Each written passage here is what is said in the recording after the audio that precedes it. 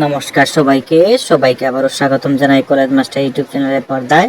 তো আজকে আলোচনা করব তোমাদের যাদের যাদের সেকেন্ড সেমিস্টারে হিস্ট্রি 5 সাবজেক্টে তোমাদের ব্যাক রয়েছে, তোমাদের এক্সাম আগামী 27 তারিখে।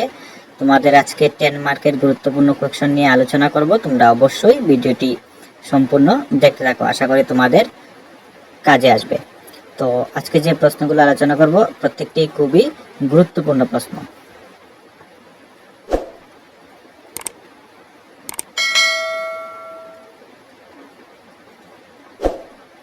তো এখন আলোচনা করব প্রথম ইউনিট থেকে। তোমরা ভিডিওটি সম্পূর্ণ স্কিপ না করে দেখতে থাকো।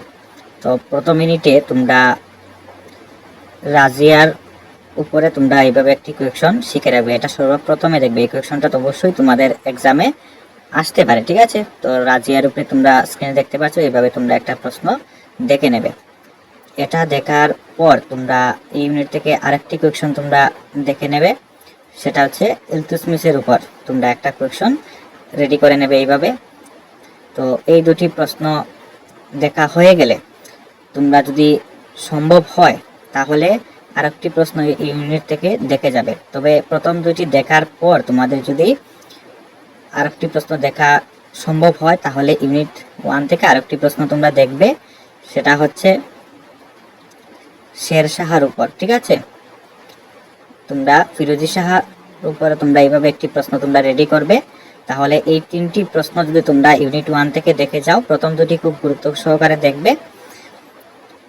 এরপর আলোচনা করব আমরা ইউনিট 2 থেকে। তো ইউনিট 2 থেকে তোমরা সর্বপ্রথমে বিজয়নগরের উপরে এইভাবে একটা প্রশ্ন তোমরা রেডি করবে। এটা হচ্ছে তোমাদের প্রথম প্রশ্ন, ঠিক আছে? ইউনিট 2 থেকে তোমরা বিজয়নগরের উপরে এইভাবে একটি প্রশ্ন তোমরা দেখে যাবে। তারপর তোমরা শের শাহর উপর এইভাবে একটি প্রশ্ন তোমরা দেখে যাবে। তাহলে এই দুটি প্রশ্ন যদি তোমরা দেখে যাও তাহলে একটি প্রশ্ন অবশ্যই তোমরা পরীক্ষাতে কমন পেয়ে যাবে, ঠিক আছে? তারপর এখন আলোচনা করব ইউনিট 3 থেকে, ঠিক আছে?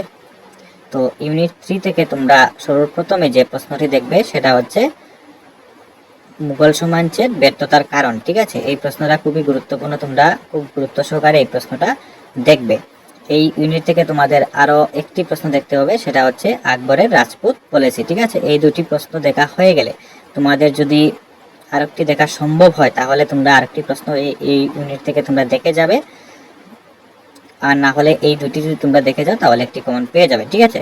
তবে আরেকটি প্রশ্ন একটু টাচ করে গেলে আমার মতে ভালো হবে, তাহলে তোমরা একটু টাচ করে যাবে। সেটা হচ্ছে রিলিজিয়াস পলিসি, ঠিক আছে? আকবরের রিলিজিয়াস পলিসি।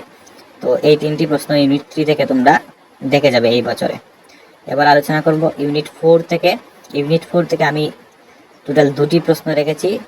প্রথম প্রশ্নটি খুবই গুরুত্বপূর্ণ, এটা দেখে গেলে আশা রাখছি তোমাদের পরীক্ষাতে কমন পড়ে যাবে। তোমরা এখন যে প্রশ্নটি দেখতে পাচ্ছ এটা পড়ে গেলেই তোমাদের কমন পড়ে যাবে। তাছাড়া আরেকটি প্রশ্ন তোমরা একটু টাচ করে গেলে আমার মনে হয় ভালো হবে।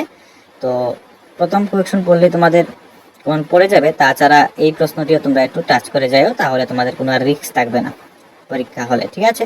তো এই ছিল তোমাদের সাজেশন।